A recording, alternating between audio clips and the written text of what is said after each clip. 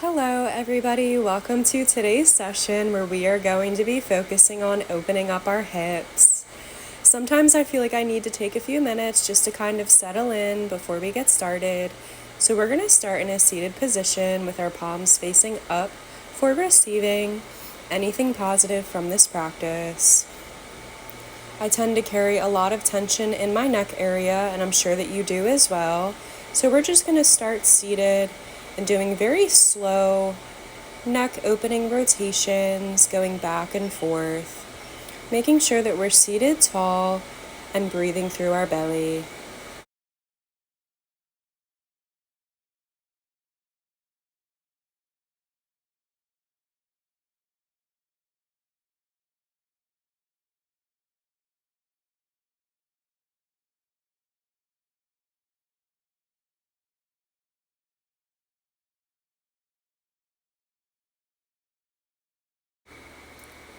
Taking a few more breaths here, becoming present within our space. And now we're slowly going to transition into our first hip mobility movement. Make sure that you pause the video and complete the recommended amount of repetitions for both sides of the body. Starting on our hands and knees, making sure that we're tucking the pelvis, creating a neutral spine, and tightening up the core. Curling the toes. We're going to abduct and bring our leg out to the side, and then go right back into a donkey kick. Really making sure that we're slow and controlled with this movement and moving through the hip and not the knee.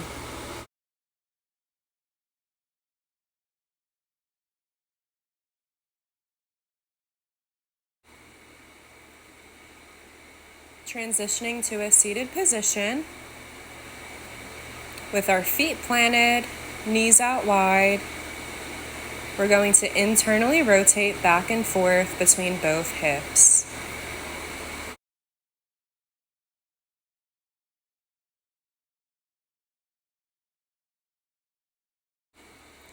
Movement number 3, we will be belly down on the mat. These are our pronated hip cars, making sure that your shoulders are relaxed. Starting with that left leg, we're going to bring that knee and that thigh out to 90 degrees, and then slowly and controllably bring the leg back behind us, extended.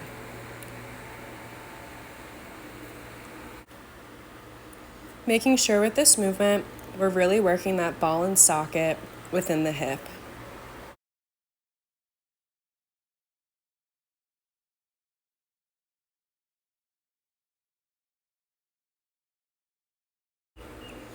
Movement number 4, we're going to come back onto our knees, making sure that you're using a pillow or a blanket underneath the planted leg if this is too much for your knees. We're going to go forward into a front lunge and then out to the side into a side lunge. Really making sure that every time we plant our foot, we are evenly distributing our body weight and pressing through that heel to take some heat off of the knee and using more of our hamstrings and our glutes. This next movement can be a little bit more intense, so I wanted to save it for later within the routine. We're going to do a lizard pose, which is also known in yoga, into a hamstring stretch. So one leg is going to be forward in a lunge position. The back leg, the knee will be planted on the floor or the mat. Giving ourselves a second to settle in. And just to create space within the hip on that front leg, I like to bring my foot stance out a little bit wider and pressing that knee outward. I wanted to give the right side of my body a little bit of love, but I'm going to be demonstrating on the left side here. Once again, prepping that left leg, opening up the hip, making sure I have a wider stance with that foot. Back leg is relaxed on the mat.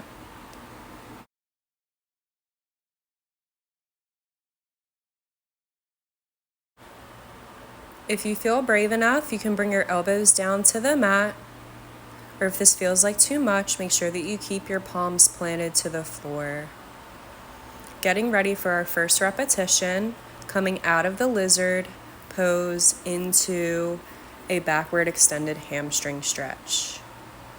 Just going back and forth, once again, being intentional that we're moving through the hip, acknowledging the hamstring here, making that connection, and as we come into the lizard, feeling a nice stretch on the inner thigh.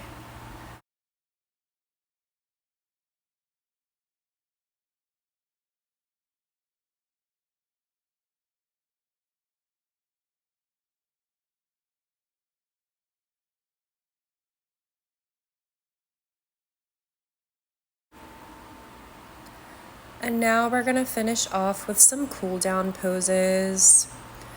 First is one of my favorites, the child pose. Big toes are touching, knees go as wide as the mat.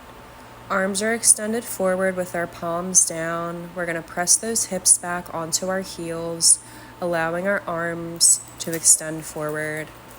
Making sure that our chin is tucked, our neck is neutral, forehead planted to the mat, and we're deeply breathing here, holding this pose and reconnecting with the self.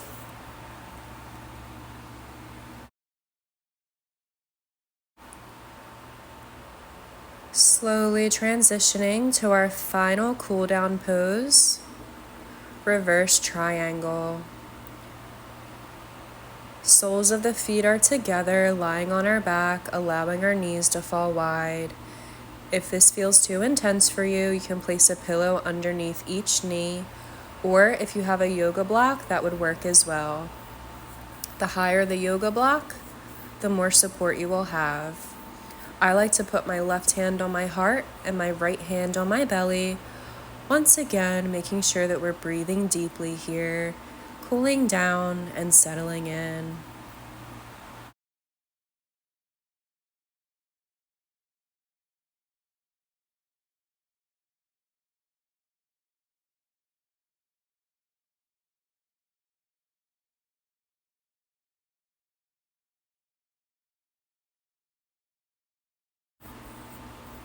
You are more than welcome to stay in this pose as long as you need to. Reconnecting with your outer world and becoming present. Thank you for joining me this week, and make sure you comment below with more of what you would like to see. Have a great week!